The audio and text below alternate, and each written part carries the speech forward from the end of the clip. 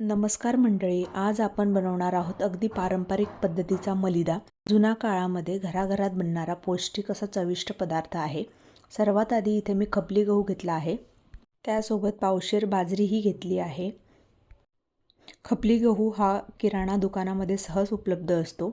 गहू आणि बाजरी वेगवेगळी छान अशी तांबूस कलर येईपर्यंत भाजून घेतलेली आहे, तुम्ही बघू शकता।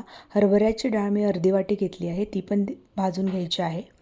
पावशेरपेक्षा थोडी कमी म्हणजे अर्धी वाटी हरभऱ्याची डाळ घेतली आहे, ती देखील छान भाजून घेणार आहोत। त्यासोबत बडीशेप भाजून घेणार आहोत। बडीशेप घातल्यामुळे मलिद्याला खूप छान असा सुगंध आणि चव येते। हे सगळं तयार झाल्यावर मी हे सर्व साहित्य गिरणीतून दळून आणलं। एका कापडावरती गार करण्यासाठी मी हे सगळं ठेवलेलं आहे। तुम्ही बघू शकता पीठ कसं भरडं आणि जाडसर आहे। आता या पिठाच्या आपण भाकऱ्या बनवणार आहोत, त्यासाठी छान पिठाच मळून घेतलेला आहे। भाकरी करताना थोड्या जाडसर थापायच्या, जास्त बारीक करायच्या नाही। मी इथे दोन्ही प्रकारे केल्या, थापूनही आणि लाटूनही। तुम्ही बघू शकता त्या कशा जाडसर आहेत आणि मी त्या कशा छान भाजल्या आहेत। भाकऱ्या तयार झाल्यानंतर त्या हाताने मोडून घेणार आहोत। मोडून घेतल्यानंतर मिक्सरमध्ये जाडसर फिरवून घेऊ, मलिद्याला छान टेक्स्चर येतं।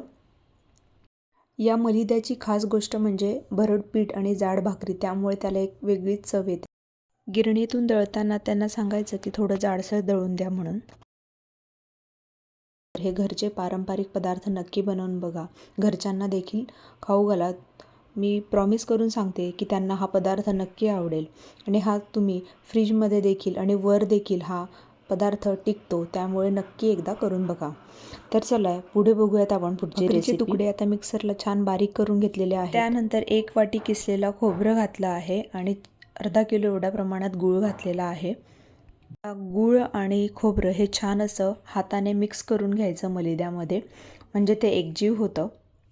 गूळ, खोबरं आणि भाकरी एकत्र मिसळली की मलिद्याला छान अशी चव आणि सुगंध येतो। तुमच्याकडे देखील मलिदा बनवतात का? तुमची पद्धत कशी आहे मला कमेंटमध्ये नक्की सांगा। रेसिपी आवडली असेल तर लाईक करा, सबस्क्राईब करायला विसरू नका। आजचा छोटासा लेसन तुम्हाला मी शेअर करते।